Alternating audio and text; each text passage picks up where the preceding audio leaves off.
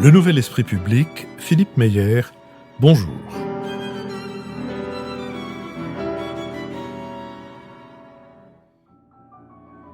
Bonjour, merci de nous avoir rejoints pour ce Nouvel Esprit Public, un peu particulier en ce sens que il nous a semblé que pendant les soubresauts de l'actualité, les problèmes de fond demeuraient et que donc dans les semaines qui viennent, nous avons choisi plusieurs sujets autour desquels nous allons centrer notre conversation. Le premier de ces sujets, c'est l'écologie. Nous allons en parler avec David Jayes parce que David a publié un livre sur lequel nous allons revenir dans un instant, mais aussi avec Béatrice Gibelin, fondatrice de l'Institut français de géopolitique et directrice de la revue Hérodote, avec Nicole Niesotto, vice-présidente de la Fondation Jacques Delors, et avec Lucille Schmitt, vice-présidente de la Fabrique Écologie.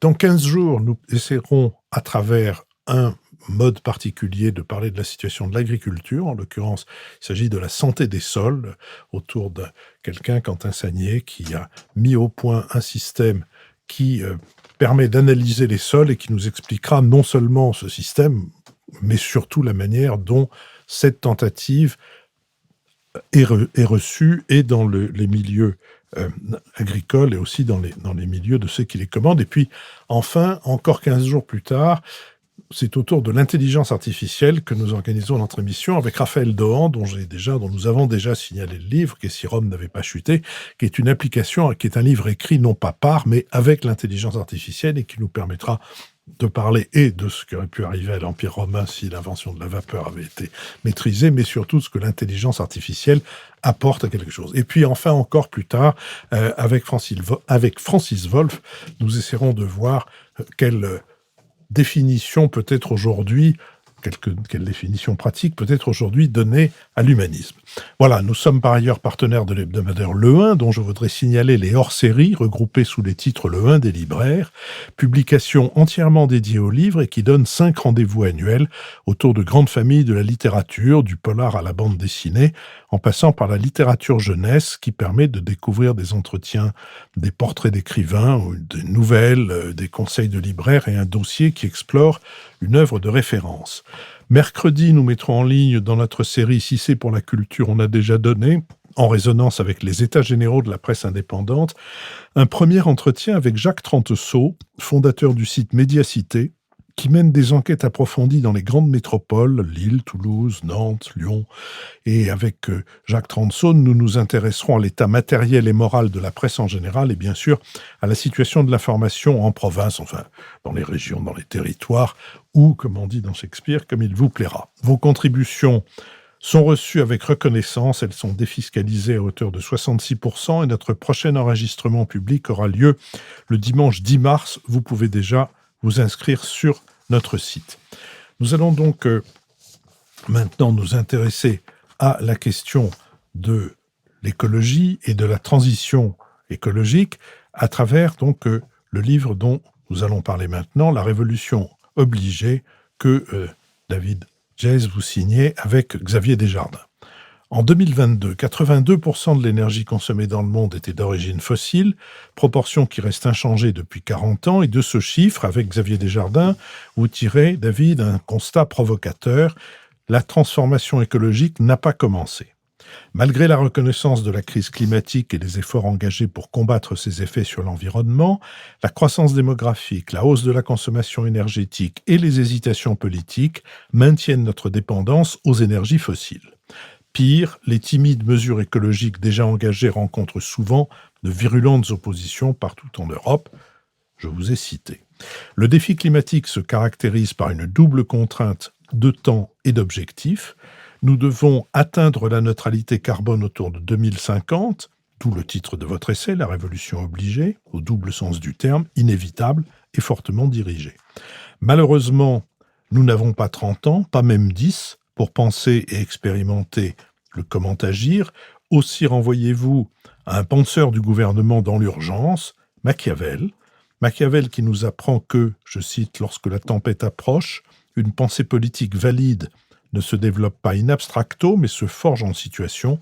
sous les contraintes concrètes de l'action. Fin de citation. Ces contraintes sont nombreuses. D'abord, comme la révolution industrielle, la transformation écologique exige un changement de ressources énergétiques, le déploiement d'innovations technologiques et institutionnelles, une forte augmentation de l'investissement dans de nouvelles industries et la relégation de certains équipements. Mais elle doit se produire à une vitesse bien plus rapide et sans les mêmes promesses de gains économiques. C'est pourquoi tout le monde se renvoie la balle. Chacun estime que les autres doivent porter la majeure partie des efforts. Ainsi, la transformation écologique est-elle la source d'une compétition entre les territoires, les secteurs, les classes sociales et les générations? De plus, les problèmes écologiques entrent parfois en contradiction. Par exemple, certaines mesures en faveur de la décarbonation peuvent nuire à la biodiversité ou au cycle de l'eau. Enfin, régler l'urgence climatique ne peut être accompli indépendamment des 8 autres processus écologiques qui caractérisent le système Terre. Malgré ces obstacles, le coût de l'inaction climatique est infiniment supérieur à celui de l'action. C'est ce qu'ont compris la Chine et les États-Unis, engagés dans des transformations intégrées à leur stratégie nationale. La Chine, avec son concept de civilisation écologique, mène une politique d'autoritarisme vert, tandis que les États-Unis, à travers l'Inflation Reduction Act, investissent massivement dans les énergies renouvelables et les technologies vertes, tandis que l'Europe a adopté un ensemble de normes, d'instruments de marché et de soutien à l'innovation afin de devenir le premier continent climatiquement neutre en 2050. Mais son pacte vert fait face à des défis de financement et de soutien social. Vous le jugez trop réglementaire et inadapté aux enjeux politiques, économiques et sociaux de la transition écologique. David James, l'usage quand on invite un auteur, c'est de lui donner la parole sur le résumé ou la présentation qui vient d'être faite de son livre. Mais là, compte tenu de la forme que va prendre cette émission, je préfère vous livrer aux Érini, si je puis dire, et demander à laquelle d'entre vous, mesdames, Nicole Desautos. Je vous en prie. Oui, alors c'est un livre passionnant parce que vous êtes très pessimiste sur le constat et très optimiste sur la solution. Et moi, je voudrais dire absolument l'inverse. Je suis assez optimiste sur le constat et très pessimiste sur la façon dont on pourra s'en sortir. Mais sur le constat d'abord, je partage ce que vous dites. On n'avance pas très vite. 80% de l'énergie utilisée dans le monde reste une énergie fossile. Moi, j'avais regardé aussi pour d'autres raisons. Quand on regarde les 10 plus grandes entreprises mondiales en chiffre d'affaires, eh bien, elles sont dans le secteur de la banque et de l'énergie. Donc, on est loin quand même d'avoir fait la transition. Deuxième constat que je partage, il faut aller très vite maintenant, parce qu'on a déjà atteint le 1,5 qui était censé être atteint à la fin du siècle. Et troisième constat, ce que je trouve le plus intéressant, vraiment, c'est que tout est contradictoire. Toutes les injonctions sont contradictoires. On a une espèce de nœud gordien où il faut concilier à la fois la transition écologique, la paix sociale, la rigueur budgétaire, la solidarité avec le Sud. Et tout ça ne marche pas, et parce que n'est pas Alexandre qui veut. Mais, et là, c'est là où vient un peu quand même mon degré d'optimisme, je voudrais apporter 2 nuances. D'abord, la première, c'est pas vrai qu'on n'avance pas. Quand on regarde comment était le débat dans les années 80-90, il était dirigé par les climato-sceptiques. On avait pendant toute une période, toute une série de scientifiques, des prix Nobel de physique ou de chimie et Claude Allègre en France, qui contestaient d'une part le réchauffement climatique, d'autre part l'origine humaine de ce réchauffement climatique. Or ça, c'est terminé. On a fait un énorme progrès dans la prise de conscience collective, je dirais presque à l'échelle de l'humanité, du problème et de l'origine humaine du problème. Alors bien sûr, il y a toujours des contestations écologiques, mais elles viennent de la part de partis politiques qui utilisent le mécontentement des classes moyennes. Ça n'est pas du tout une contestation de la véracité de la chose. Et ça, je trouve, quand comme vous, on en appelle à une révolution de la société, c'est un progrès fondamental. La prise de conscience est faite. Le deuxième nuance que je voudrais apporter, c'est quand vous dites que l'innovation écologique, les nouvelles industries qu'il faudrait développer, ne sont pas comme celles du 19e siècle, c'est-à-dire elles ne sont pas créatrices d'emplois comme l'a été la révolution industrielle du 19e siècle. Moi, là, je dirais, on n'en sait rien.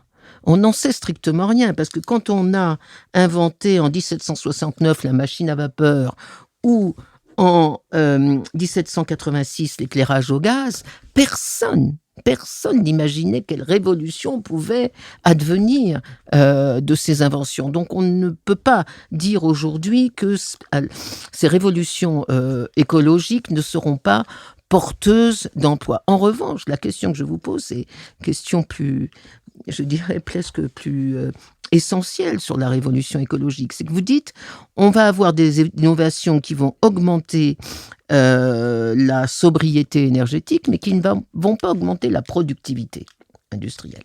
Mais justement, la question est, est-ce qu'il faut avoir toujours comme critère la productivité? Est-ce qu'une vraie révolution écologique n'est pas justement une révolution qui remettrait en cause ce critère?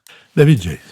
Alors, merci beaucoup pour ces remarques. D'abord, la première des choses, c'est que ce qui nous attend a le caractère d'un phénomène social total, d'une ampleur comparable à la construction nationale ou à la révolution industrielle. Et donc, nous avons caractérisé ce phénomène de révolution obligée par approximation avec la révolution industrielle. Il ne s'agissait pas du tout de dire que c'est la même chose, que c'est le même processus, mais plutôt d'essayer de comprendre à quel point ça rebattait toutes les cartes. Les deux grands politistes, Lipset et Rocane, qui avaient travaillé sur l'origine des clivages dans les démocraties, expliquaient que ceux-ci se constituent toujours dans des phénomènes historiques totaux. En l'occurrence, la construction nationale et la révolution industrielle. Il y a deux types de clivages dans la société autour d'un phénomène historique de cette ampleur. Il y a des clivages d'opportunité, c'est-à-dire que la société se partage entre ceux qui veulent rentrer dans le processus et ceux qui s'y opposent. S'agissant de la nation, le premier clivage, c'est entre la féodalité et le proto-État central. S'agissant de l'industrie, c'est le clivage de David Ricardo entre les propriétaires fonciers et les propriétaires industriels, enfin les patrons manufacturiers. Et puis, une fois que le processus s'enclenche, parce qu'il a un caractère irréversible, les clivages portent plutôt sur les modalités. Qui contrôle le processus dans les élites dirigeantes? S'agissant de la nation, le fameux clivage de Lipset et Rocane, c'est le clivage Église-État, et notamment la question scolaire. Qui contrôle le processus de construction nationale? Est-ce que c'est les anciennes élites cléricales ou est-ce que c'est les nouvelles élites sécularisées? S'agissant de l'industrie, eh bien, la question c'est capital-travail. C'est-à-dire, nous sommes dans la révolution industrielle, mais qui extrait la valeur? Qui capte la valeur? Est-ce que c'est le propriétaire de l'outil de production ou est-ce que c'est les ouvriers qui, après tout, livrent leur force de travail? Le cœur du livre, même si on ne l'a pas formulé comme ça parce qu'on ne voulait pas en faire un livre universitaire, c'est ça. Nous sommes à l'aube d'un phénomène social et historique total. Il y a des clivages d'opportunités. Nous sommes dans la préhistoire de ce phénomène. Donc aujourd'hui, nous sommes dans des clivages d'opportunités. Il y a ceux qui veulent entrer dans la transition résolument de plein pied et puis ceux qui s'y opposent. Mais très vite vont apparaître aussi des clivages portant sur les modalités de cette transition. Et là où je vous rejoins et où on peut être raisonnablement optimiste, c'est qu'aujourd'hui en Europe, 80% de l'opinion publique ne nie pas la réalité du changement climatique, est convaincue qu'il faut agir. Et donc, nous avons plutôt gagné la bataille de l'opportunité. Reste maintenant, et c'est le cœur de ce livre, à gagner la bataille des modalités.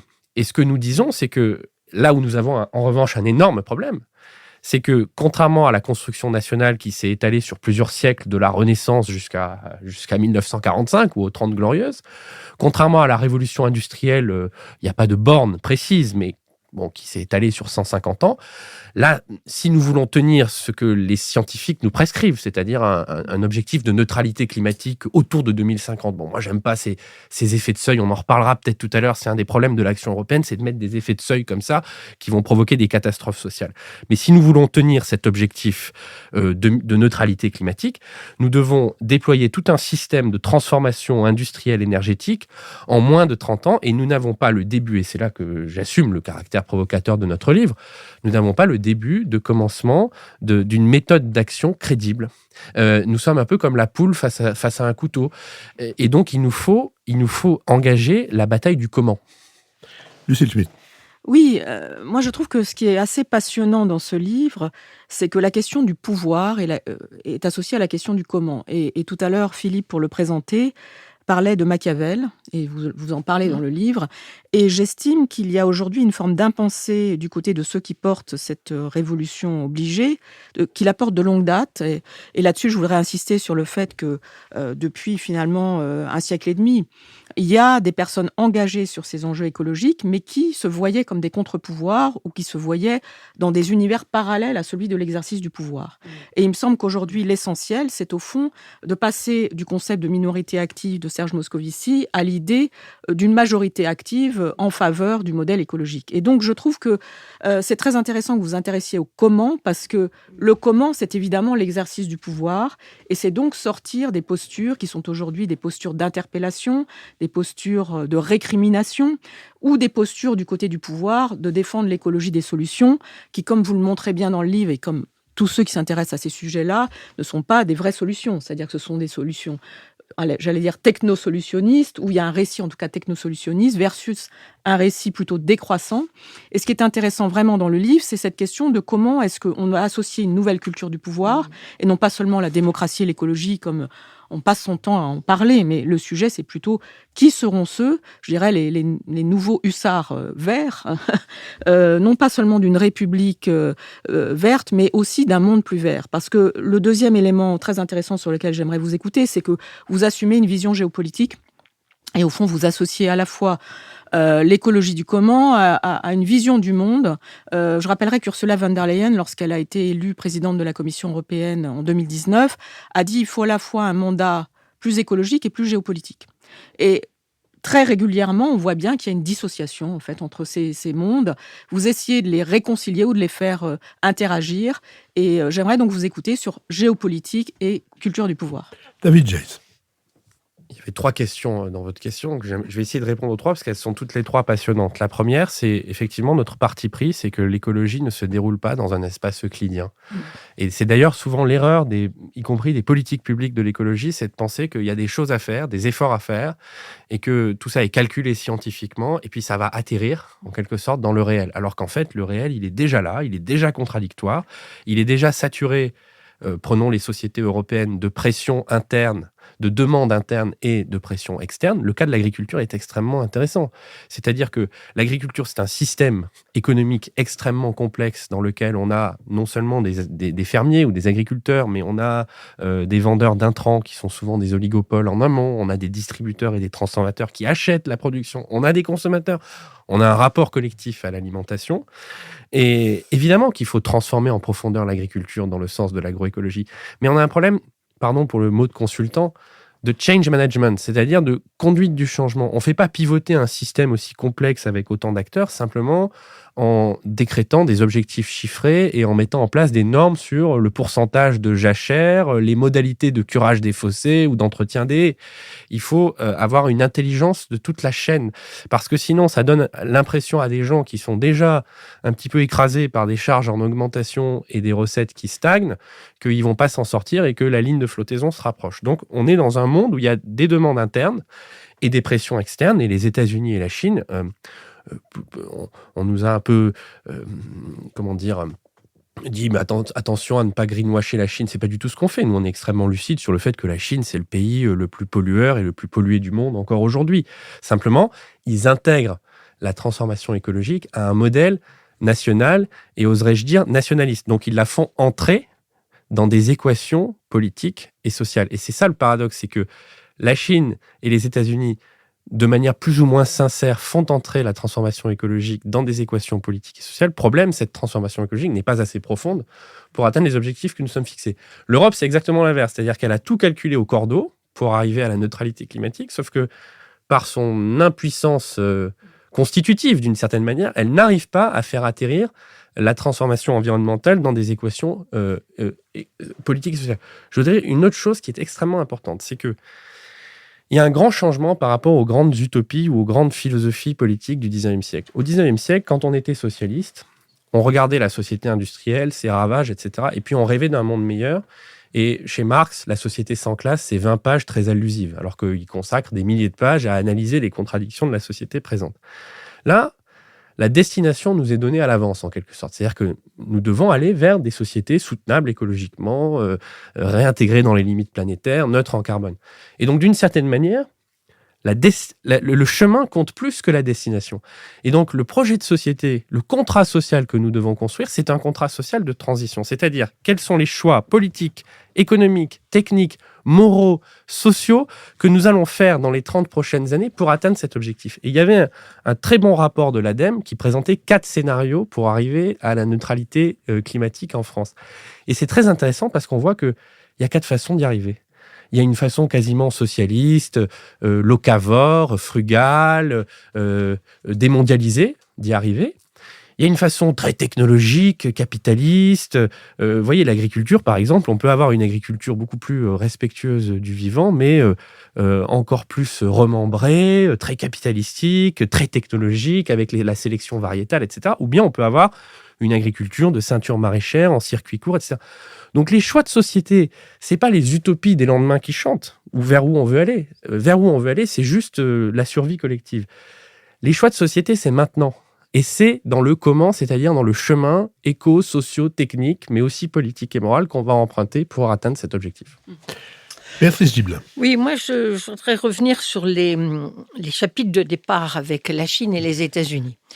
Sur la Chine, ce que j'ai apprécié, c'est qu'au lieu de dire sans arrêt la Chine ne fait rien, c'est le pays le plus polluant du monde, non, la Chine fait, et fait déjà depuis plus longtemps qu'on ne veut bien le dire, et par le biais de ses entreprises aussi, puisque effectivement le contrôle, on va dire, environnemental, social dans les entreprises est bien plus important en Chine qu'il ne l'est évidemment chez nous. Donc je pense que c'est bien de le dire.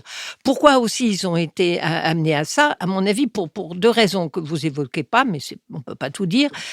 D'une part, c'est parce que quand même le taux de mortalité en milieu urbain industriel est absolument colossal. Et que ça finissait quand même par susciter des oppositions qu'il était urgent de calmer, en particulier, je pense, au nord de la Chine, quand je dis ça. Et puis, une deuxième chose, c'est qu'il y a une culture du rapport à la nature qui n'est pas du tout similaire au nôtre.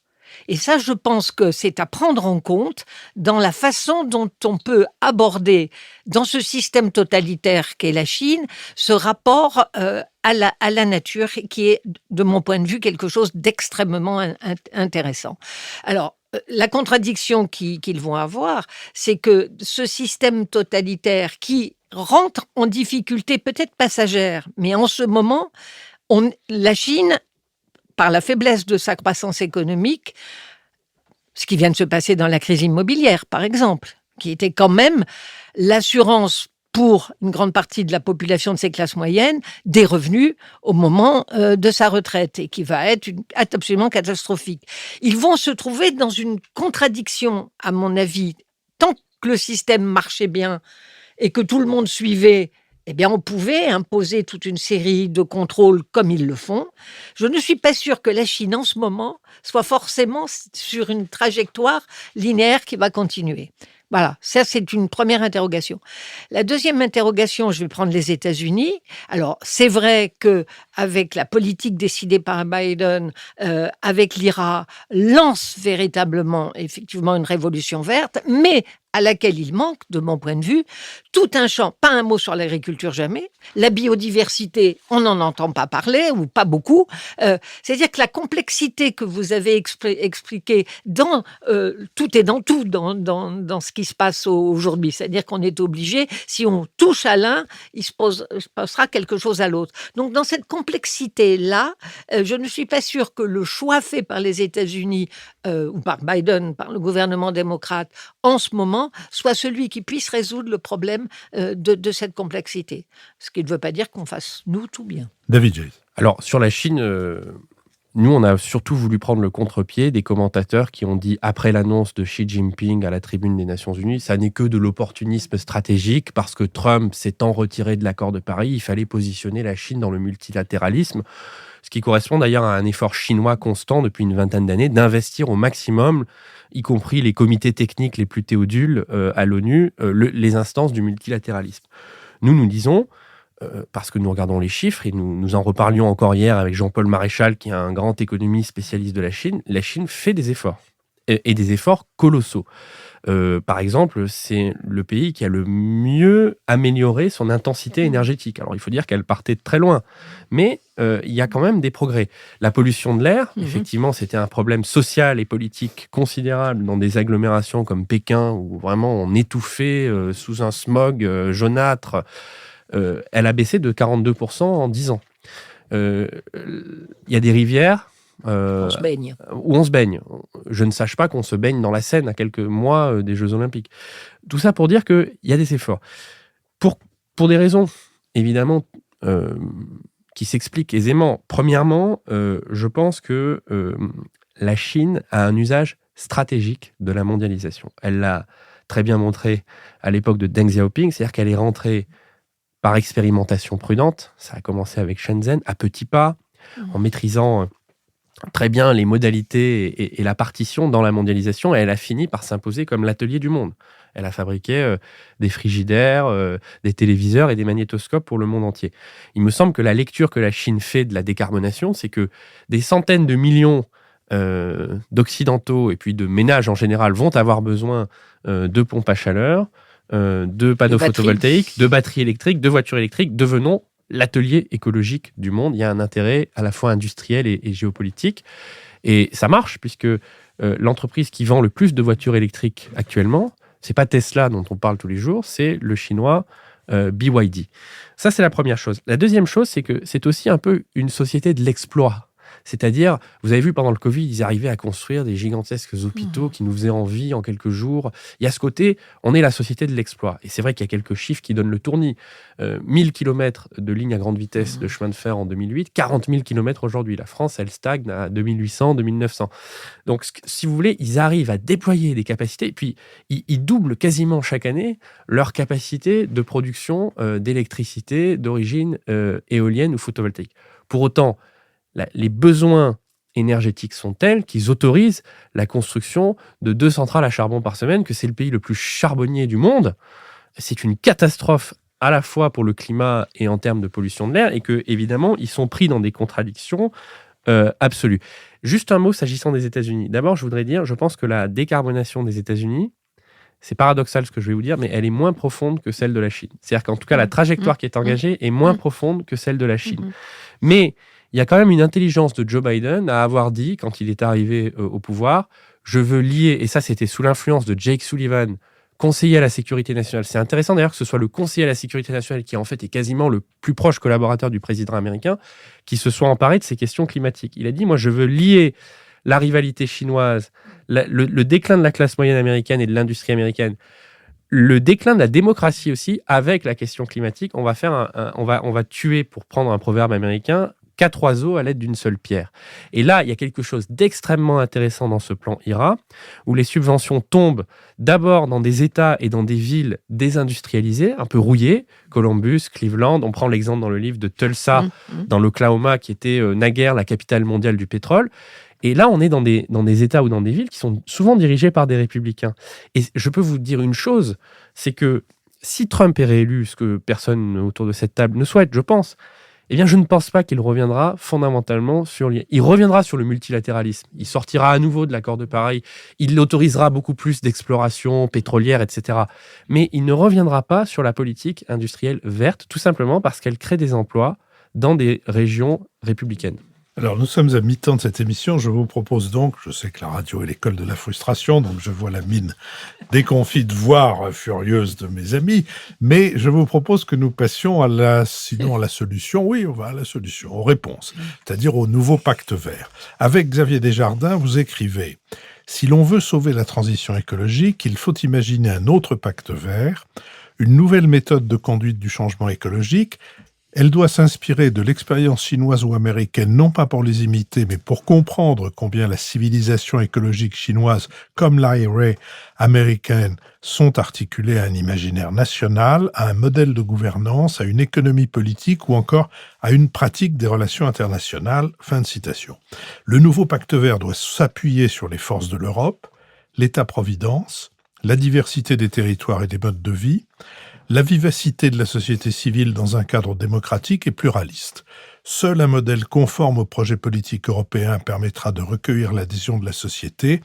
Vous proposez donc un nouveau contrat social qui repose sur 3 piliers: un nouvel imaginaire de la solidarité, un nouveau pacte de production et de consommation et un nouveau mode de gouvernance. Votre pacte de production et de consommation postule la nécessité d'une politique industrielle européenne qui lui assure son autonomie tout en soutenant l'innovation, la production d'énergie propre et la consommation durable. Pour accompagner cette transformation, vous proposez la création d'un pass climat qui unifierait les aides existantes en faveur de la transition écologique en offrant une flexibilité et un soutien financier adaptés aux besoins et aux revenus de chaque citoyen européen. Il serait financé au niveau européen, ce pass climat, et il permettrait d'engager tous les citoyens dans l'action écologique et rendrait tangible la solidarité européenne dans la lutte contre le changement climatique. Quant au mode de gouvernance fondé sur le contrat, vous proposez une négociation sectorielle et territoriale qui adapterait les exigences écologiques aux spécificités locales et permettrait ainsi une transformation plus juste et plus efficace. Vous appelez à une nouvelle décentralisation, à l'utilisation de nouveaux outils de mesure et de suivi. Bref, une nouvelle architecture de la transition fondée sur le consensus régional et la contribution active des collectivités qui vise à renforcer la capacité de l'Europe à réaliser une transformation qui viserait à renforcer la capacité de l'Europe à réaliser une transformation écologique harmonieuse. Vous voyez ce nouveau pacte vert comme une opportunité de réenchanter l'Europe et de renforcer la démocratie face aux défis écologiques. Sur cette question, Lucille Schmitt. Oui, moi je crois que dans ce que vient de dire Philippe, il y a au fond toute la question de l'articulation entre la société et puis, j'allais dire, l'État, ou en tout cas les institutions de manière plus générale, puisqu'on vient de parler d'Europe. Et c'est un point qui n'est pas seulement européen, c'est-à-dire qu'on avait fait ici une émission avec Jean-Philippe Béja, sinologue, qui nous avait dit que, par exemple, sur la Chine, il y avait 2 Chines vertes. Il y avait la Chine des institutions, avec une méthode qui était une méthode descendante, de construction, y compris de villes vertes fantômes. Et puis, il y avait la société chinoise mobilisée contre les villages du cancer, et qu'au fond, la question écologique était une manière de manifester une aspiration démocratique plus qu'avec des grands slogans autour de l'état de droit. Aux États-Unis, je voudrais rappeler que lorsque Donald Trump choisit de sortir de l'accord de Paris, un certain nombre d'États fédérés entrent en dissidence et qu'un certain nombre d'entreprises les rejoignent et que, par ailleurs, des associations de lanceurs d'alerte le font également. Donc, il y a de longue date, en fait, une capacité de réaction sociale et de dynamique sociale hors les institutions qui est très forte. Et par rapport à la question européenne, ce qui est un peu différent, c'est qu'au fond, l'institution européenne a été capable d'élaborer un pacte vert qui, effectivement, est très ambitieux, mais sans forcément le nourrir de cette force sociale, de cet élan démocratique qui a existé en réaction dans d'autres pays et dans d'autres zones. Parce que l'élan démocratique social sur les questions écologiques est très souvent un élan contre les institutions. Et parce que, comme vous le dites bien dans le livre et comme l'a rappelé Philippe, au fond, toute la question, c'est comment est-ce qu'on crée une politisation, au sens noble du terme, si je puis dire, d'un sujet, et non pas comment on en fait juste un sujet normatif ou un sujet de subvention. Et comme moi, je suis tout à fait en accord avec ce que vous écrivez sur le fait que l'élan écologique, mais c'est pas le pacte vert au sens de la déclinaison de dispositifs extrêmement incompréhensibles pour le commun des mortels, dotés de manière beaucoup trop limitée d'une capacité d'investissement, et puis qui par ailleurs ne fonctionnent pas très bien lorsqu'il s'agit ensuite d'aller dans les territoires, qui peut créer cet élan politique. Donc cet enjeu de politisation, et on en revient à ce que je disais sur Machiavel, c'est l'articulation entre la société et les institutions autour certainement d'une capacité déjà de leadership. C'est-à-dire que Ursula von der Leyen voulait être une grande leader verte et aujourd'hui elle renonce. Et autour d'une capacité à descendre, à faire en sorte de faire coïncider le bas et le haut. David Chase. Bon, Ursula von der Leyen a été déjà assez courageuse de négocier avec un spectre de partis politiques qui va des écologistes aux libéraux, en passant par les sociodémocrates, une partie des conservateurs. Un pacte vert qui est quand même, sur le papier, le catalogue de réglementation le plus consistant et le plus ambitieux et le plus sérieux du monde. Je préfère le rappeler, parce qu'il y en a qui pensent en ce moment qu'on veut renoncer au pacte vert. C'est tout le contraire.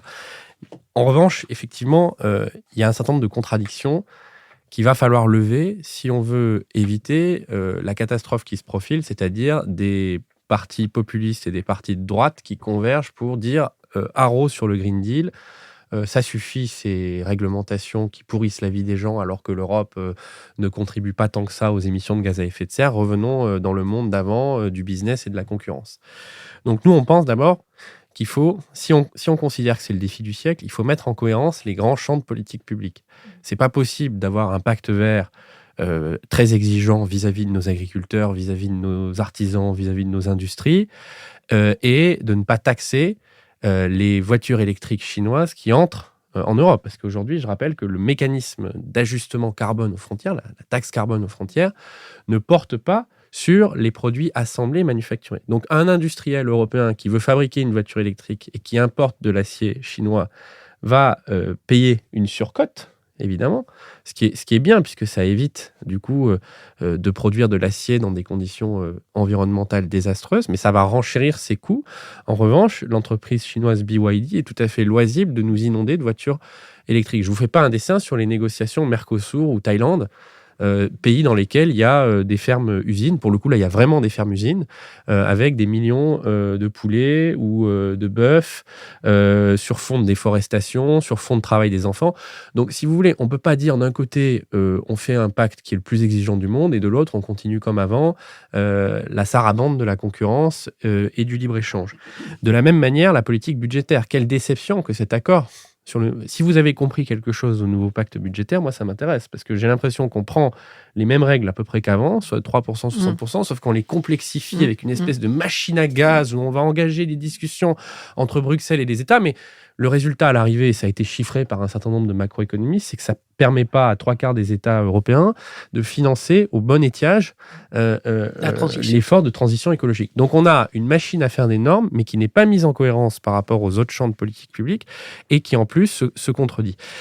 Mais le vrai sujet, Lucille, vous avez raison, c'est que l'Europe, elle se nomme diversité et elle se nomme polyphonie. Et la chance que j'ai eue, c'est d'écrire ce livre avec un géographe, et pas des moindres, qui est un excellent connaisseur de la diversité des systèmes de mobilité. Et comme il est géographe, Béatrice, vous le savez aussi, la politique du vélo à Karlsruhe, c'est pas pareil que la politique du vélo à Nantes.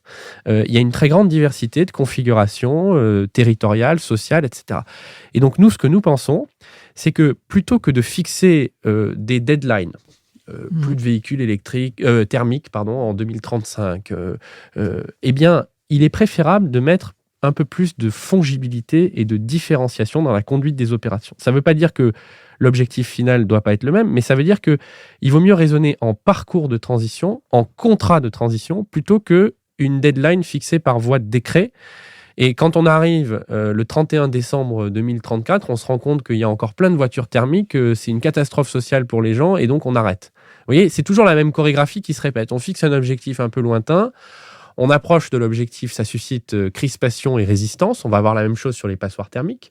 Et donc, les gouvernements reculent. Nous, on dit, essayons d'être un peu plus intelligents dans la conduite des opérations. Donc, le pass transition, par exemple, c'est pas juste un gadget d'application iPhone.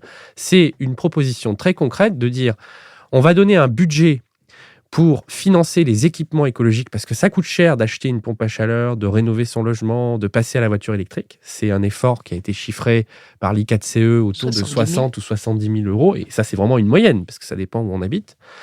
Et aujourd'hui, en fait, on est face à des deadlines, des formulaires, des dispositifs qui sont extrêmement complexes. Donc, les gens baissent les bras, les gens n'y comprennent rien et ils se sentent pris à la gorge.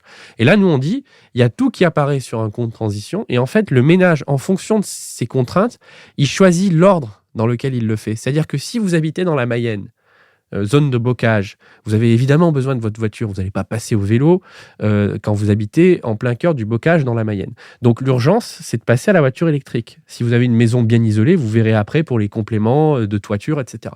Si vous habitez dans le cœur d'une grande ville comme Nantes, mais que vous avez un appartement qui est une passoire thermique, le sujet, c'est pas la voiture. Vous n'avez pas besoin de voiture.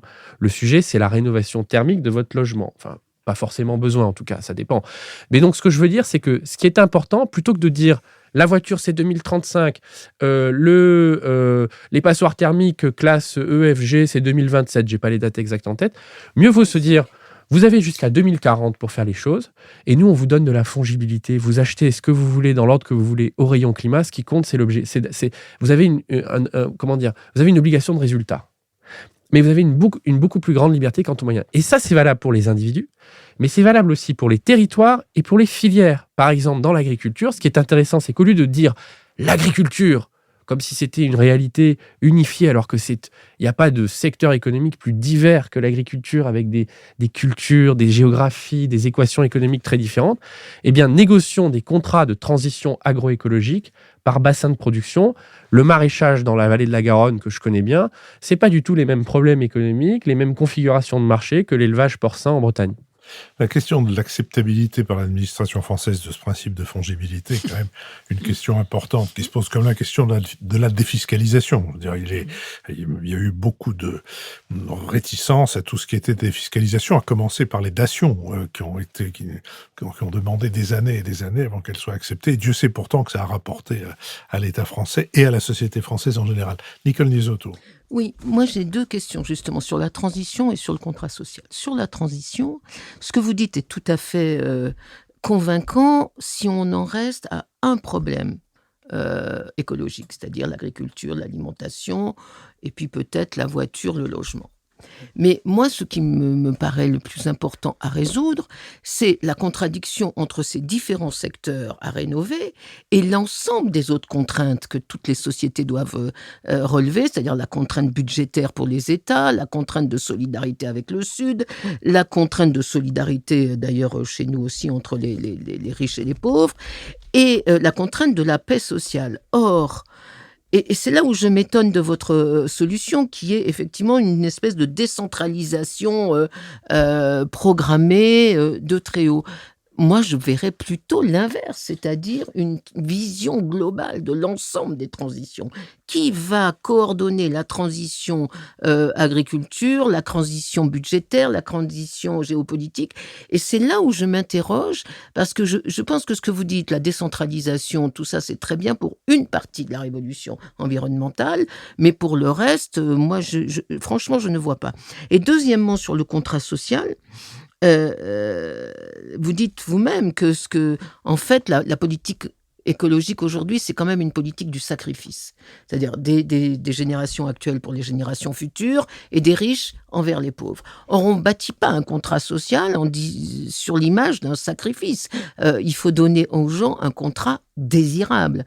Et je regrette, mais circuler à vélo, aller en vacances à la campagne, loger dans des HLM plutôt que des maisons individuelles, parce que ça, c'est pas un contrat désirable. Et donc, moi, je m'interroge beaucoup sur la façon dont vous pouvez vendre ce nouveau contrat de société à des gens qui sont habitués au modèle d'une société de consommation. Alors, d'abord, nous ne disons pas du tout qu'il faut renoncer à la centralisation des objectifs. Au contraire. Mais alors, qui le fait ? Aujourd'hui, l'Europe s'est fixé un objectif de neutralité climatique en 2050, qui est le bon. Le travail qui a été fait par les équipes d'Antoine Pellion à la planification écologique est un très bon travail d'expertise, c'est-à-dire qu'ils sont allés regarder secteur par secteur la hauteur des marches à gravir, la quantité des efforts à faire. Mais, si vous voulez... ça ne présume pas de comment on va le faire. C'est-à-dire que c'est pas parce que vous dites qu'il faut diminuer les émissions de temps que vous avez commencé à les diminuer. Et une intelligence centralisée n'est pas capable de réussir une opération aussi complexe qu'une décarbonation dans des équations politiques et sociales. Et c'est pour ça que nous disons, le contrat, la négociation, ce sont de bien meilleurs vecteurs que la loi pour arriver à un objectif de résultat qui, lui, effectivement, est fixé par la puissance nationale ou européenne. Donc, c'est un changement complet du rapport entre les citoyens et la puissance publique, du rapport entre les entreprises et la puissance publique.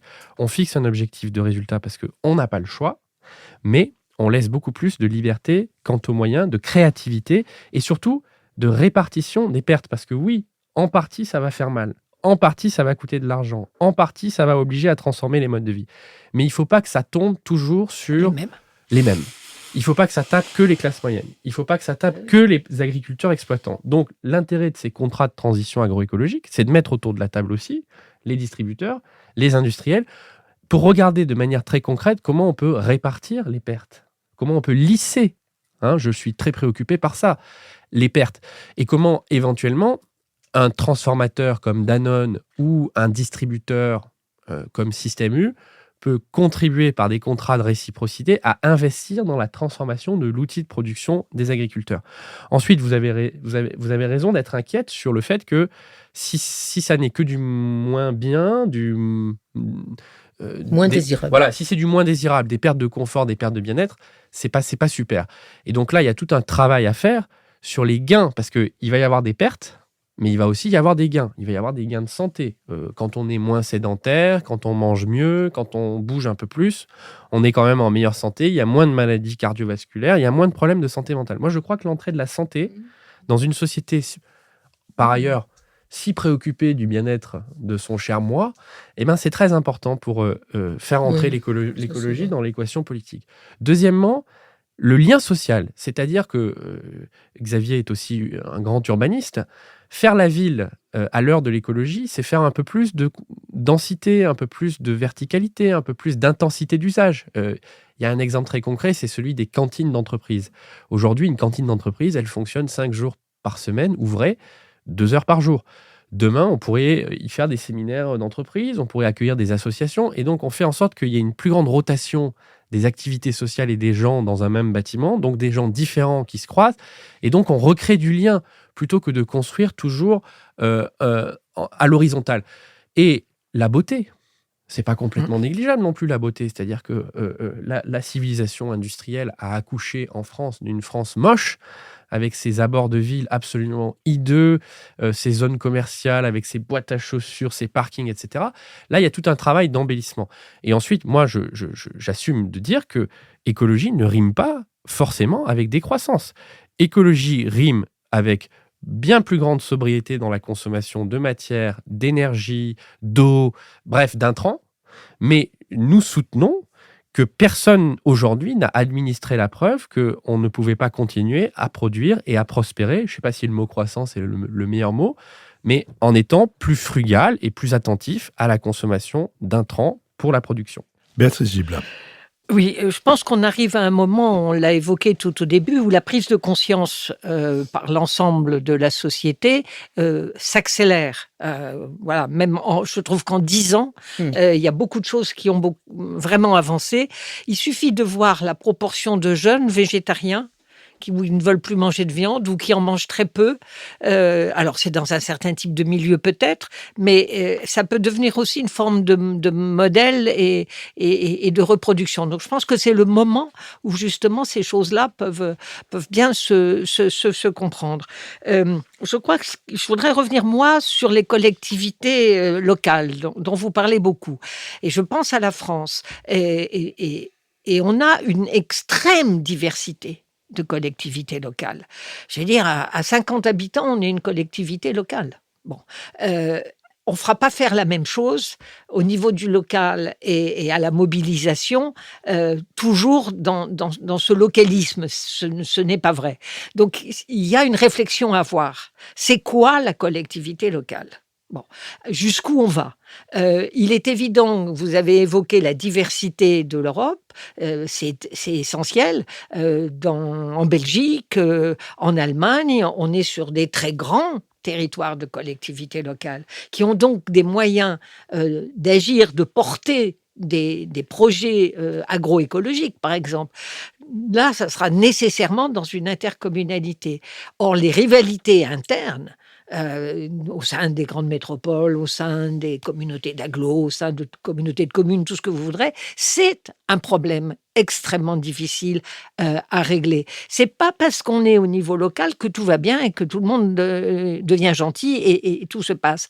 Autre chose qui me semble intéressant, c'est qu'on passe son temps à dire le millefeuille, on ne sait pas qui fait quoi en France, il faut qu'on définisse bien ce qui se passe au niveau de la région, au niveau du département, au niveau de la commune et des intercommunalités, alors que moi je pense tout l'inverse. Je pense qu'il est très important que tous ces niveaux se trouvent ensemble autour d'une table pour porter un projet. Et qu'au lieu de leur dire non, ça ne vous regarde pas, dire on y va tous ensemble. Et c'est quelque chose qu'on ne doit pas perdre. David Geiss. Alors, si on considère que on a affaire à une révolution énergétique, industrielle et même sociale, il est naïf de penser qu'elle se fera à droit constant. C'était aussi un peu l'objectif de ce livre. La pauvreté de la réflexion institutionnelle de l'écologie politique est parfois un peu désolante parce que on a un défi colossal. Rappelez-vous, la révolution industrielle, ça avait quand même accouché du droit social dans la douleur, hein, et dans les résistances sociales que vous évoquiez, Lucille. Mais ça a accouché du droit de grève, des syndicats, de l'État-providence, péniblement, par à-coup, mais ça a quand même accouché de ça. Là, ce que nous disons dans le livre, c'est que, en gros, il y a une époque qui est révolue dans la décentralisation, c'est l'époque de la spatialisation de l'État-providence. C'est-à-dire que la décentralisation, en fait, dans ces différents modèles en Europe, en gros, c'est déléguer à des communautés politiques plus proches des citoyens le pouvoir de construire des équipements. Si je schématise à l'extrême, des écoles, des crèches, des routes, etc. Parce qu'on considère que c'est plus logique que ça soit fait au niveau local que par un État central qui n'a plus les moyens. Avec d'ailleurs toute cette espèce de chorégraphie, vous me donnez une compétence, mais j'ai pas les moyens de la financer, et de jeu de rôle qui est un peu saoulant à force.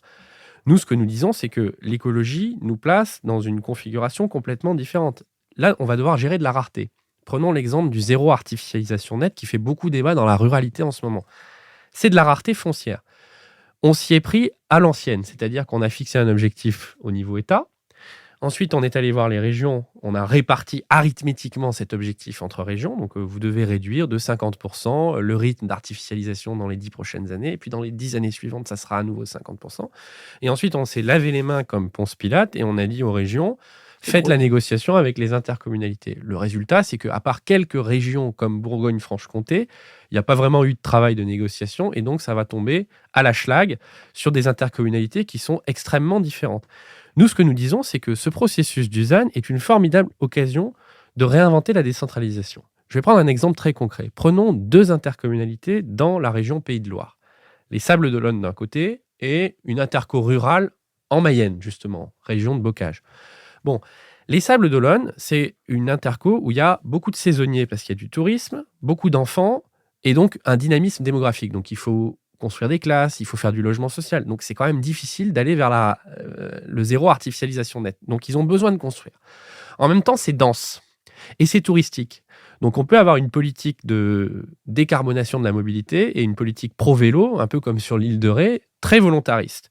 Donc, si on avait une vraie scène de négociation entre les collectivités de la région Pays de Loire, Sables d'Olonne pourrait arriver en disant « Moi, j'ai besoin de bétonner plus que ce que prévoit la trajectoire, mais par contre, je peux aller vite sur le vélo. » Et en face, on a la Mayenne, région de Bocage.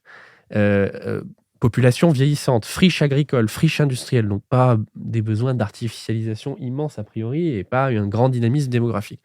Et donc Mayenne pourrait dire, moi, j'ai pas besoin d'artificialiser, je peux même aller un petit peu plus vite que la trajectoire qui est prévue. En revanche, j'ai besoin de dépolluer des friches industrielles et j'ai besoin de continuer à avoir de la voiture parce que les gens ont besoin de leur voiture et qu'il faut arrêter de dire à des gens qui font 50 km par jour qu'ils vont faire du vélo. Et là, c'est hyper intéressant parce qu'en fait, chacun énonce ses contraintes et ses opportunités et ce qui compte, c'est que ça boucle au niveau global. Mais voyez bien qu'une intelligence centralisée, nationale ou européenne, peut pas coordonner ça, sinon c'est du soviétisme. Et donc là, on crée de la vitalité démocratique, de la négociation, mais on arrive à nos objectifs. Mais ça suppose de revoir complètement la grammaire de la décentralisation. Et là où c'est intéressant, c'est que le Sénat, moi je pense que le Sénat a un très grand avenir. Le Sénat qui aujourd'hui se positionne un peu dans la posture porte-parole du lobby rural un peu à l'ancienne. Il y a une opportunité politique beaucoup plus intéressante pour le Sénat de devenir la chambre d'articulation de ces négociations territoriales, vous voyez, et le Bundesrat en Allemagne, pareil. Et donc, ce qui est passionnant avec cette histoire de transition écologique, c'est que ça nous oblige en fait à réinventer complètement nos institutions. Et ça, il faut le reconnaître, les philosophes de l'écologie politique l'ont jamais vraiment fait. Merci. La suite et le complément, pour ceux qui voudraient prolonger, à ceux à qui notre conversation aurait mis en appétit, la révolution obligée. Donc, vous, David Zweig, et le géographe et urbaniste Xavier Desjardins, chez Alary. L'heure a sonné de notre dernière séquence. La séquence des brèves que j'ouvrirai en recommandant un site qui mène des enquêtes journalistiques en Bretagne, une des régions les plus industrialisées du monde pour ce qui est de l'agroalimentaire, enquêtes qui sont menées d'ailleurs en français et en breton. Ce site s'appelle Splann, S-P-L-A-N-N. Il est indépendant, il est financé par ses lecteurs. Depuis 2021, il a déjà produit nombre d'enquêtes fort intéressantes sur le comportement de la SAFER, sur une société d'implantation d'éoliennes, sur des méga-porcheries, sur la méthanisation, etc. Marraine de ce média, Inès Léraud, qui est connue pour avoir, avec Pierre Vanhove, publié cette enquête en bande dessinée qui a fait quelques bruits, Algues vertes, l'histoire interdite. Inès Léraud est convaincue, je cite, qu'en s'implantant sur un territoire et en le sillonnant à fond, il est possible d'explorer des sujets qui ne sont plus traités par lassitude, parce qu'ils sont sortis des radars ou pour des raisons plus inavouables. À propos des raisons plus inavouables, des poursuites en diffamation avaient été intentées contre Inès Léraud par des représentants de l'industrie agroalimentaire. Elles ont été abandonnées après qu'un collectif de journalistes se soit constitué pour la défendre, collectif qui a donné naissance au site que je vous recommande, qui s'appelle donc Splan, S-P-L-A-N-N. Lucille Schmitt. Oui, nous ayant bien écouté, moi je recommande de lire ou de relire Serge Audier et cette trilogie magnifique qui commence par La Société écologique et ses ennemis, qui continue par La Cité idéale et qui se termine par La République écologique. Ce qui est très intéressant dans cette trilogie, c'est que Serge Audier nous explique au fond comment l'utopie sociale existe de très longue date sur les questions écologiques, mais comment elle a toujours été repoussée d'une certaine manière ou cantonnée dans ses limites. Et l'idée, c'est bien aujourd'hui de lui permettre de s'épandre en retrouvant le lien avec les institutions. Et je trouve que Serge Audier mérite vraiment le détour. C'est une longue aventure, ceci dit, il y a beaucoup de pages. David James. Oui, alors moi, pour rester dans le thème aussi, je vous recommande le livre de l'historien des sciences et des techniques Jean-Baptiste Fressos, qui s'appelle Sans transition. Alors l'éditeur a fait un bandeau un peu racoleur qui s'appelle La transition énergétique n'aura pas lieu. Lui s'en défend par ailleurs en disant moi je suis historien, je regarde le passé. Et c'est vrai que c'est passionnant parce que ce qui montre, c'est que durant la révolution industrielle, par exemple, on a un récit très phasiste qui dit on a remplacé le bois, la biomasse, les énergies renouvelables par du charbon. En réalité, nous dit-il, administration de la preuve à l'appui, on n'a jamais prélevé autant de bois, ne serait-ce que, pas forcément pour le bois énergie, mais pour étayer les mines de charbon. Et donc, c'est un peu pessimiste sur le constat, parce que ça donne l'impression qu'il y a une espèce de symbiose énergétique. Une énergie ne chasse pas une autre, mais au contraire, renforce la consommation de la précédente. Ça s'est vérifié aussi avec le pétrole. Le pétrole n'a pas du tout diminué la consommation de charbon, ça sert juste à d'autres usages comme la mobilité. Mais moi, je n'en tire pas du tout la conclusion que tout est foutu, mais au contraire qu'il faut bien examiner les conditions dans lesquelles on peut dénouer cette symbiose. Nicole Nisato. Oui, alors moi, non, je quitte l'écologie pour passer à l'aristocratie en vous recommandant l'ouvrage de Laure Murat, Point de vue image du monde. Proust, roman familial, qui est sorti, je crois, en novembre dernier, chez Robert Laffont. Et c'est un livre tout à fait intéressant, parce que c'est pas vraiment un essai sur Proust, c'est pas vraiment une autobiographie, c'est pas vraiment non plus une analyse sociologique de l'aristocratie française au XXe siècle, c'est un peu tout ça à la fois. Et c'est passionnant. Laure Murat est une professeure d'histoire culturelle en Californie, à Los Angeles, et elle se rend compte, alors d'abord elle est fille du prince Murat, noblesse d'Empire, et de la duchesse de Luynes, de 1617. Donc elle accumule vraiment tout ce que l'aristocratie peut faire de pire et de meilleur en France. Et au cours de ses recherches, elle lit beaucoup, beaucoup Proust, et elle s'aperçoit en fait que Proust parle de la maison, quoi, de ses oncles, de ses tantes, voilà, que c'est vraiment tout ce qu'elle a connu en tant que petite fille. Et elle va faire finalement, en relisant Proust, et nous obligeant à relire des passages, et c'est formidable, elle va faire exactement le même cheminement que Proust, c'est-à-dire partant d'une espèce de fascination, elle de petite fille, Proust de novice, pour l'aristocratie, elle va arriver à une espèce de mépris, mais alors sans borne, de cette aristocratie hypocrite, inculte, parasite, enfin tout ce qu'on veut, surtout inculte, elle insiste beaucoup là-dessus, et c'est formidable, c'est vraiment très intéressant. Elle raconte d'ailleurs que le jour où elle dit à sa mère qu'elle est homosexuelle, elle doit avoir à peu près 32 ans, sa mère la regarde, ne dit rien, et elle n'a plus jamais revu sa mère, C'est tellement pas le tout à milieu fait ça. Pardon, le livre est d'une d'une intelligence formidable et le bouche à oreille autour de ce livre est encore plus puissant que la critique. Ça n'est pas parce qu'elle est homosexuelle que sa famille la rejette, c'est parce qu'elle veut le dire. Voilà, c'est Et parce que qu'elle là, veut le dire. et Oui, à oui, ce oui, moment-là, d'accord, on lui d'accord. dit, écoute, tu sais bien que l'oncle machin, hein, Voilà, bon, tout le monde, et que bon, qui s'est marié, que etc. tout le monde l'aime et Tout on ne ce dit que- rien. voilà. C'est l'hypocrisie Et absolue. voilà. Mais absolument. le livre, je vous rejoins absolument. D'abord, le livre est drôle, parce C'est que cette génial. femme est C'est drôle. formidable. Et ensuite, c'est d'une intelligence qui est remarquable. Ouais. L'intelligence, c'est vraiment beau à voir. Béatrice Gibert. Moi, ce ne sera pas non plus sur l'écologie, mais c'est sur un moment délicieux que je passe en ce moment le samedi matin de 11h à midi. C'est l'émission qu'on peut écouter bien évidemment en podcast, Quand les dieux rôdaient sur la terre, de Pierre Judet de Lacombe, et qui raconte la mythologie grecque. C'est absolument sur France Inter, le samedi, quand on épluche les légumes. Je trouve que c'est tout à fait intéressant. Mais c'est un grand bonheur. Les histoires d'Achille, Ah, génial. il raconte ça avec une... Bon, c'est un très, très grand helléniste. Bon, il a écrit une superbe Homère. Bon, et c'est un... Ne vous privez pas de ça. Vous allez avoir la référence de tout ce que nous venons de recommander sur notre site et même d'ailleurs sur les réseaux sociaux où nous prolongeons ce qui est dit ici. Je remercie Maximilien Radwanski avec qui cette émission a été préparée. Je remercie Benoît Carré qui va en assurer le compte-rendu analytique, le compendium, tandis que Nicolas Tourneau veille à notre site et Olivier Magloire répond à toutes les questions qui concernent le financement.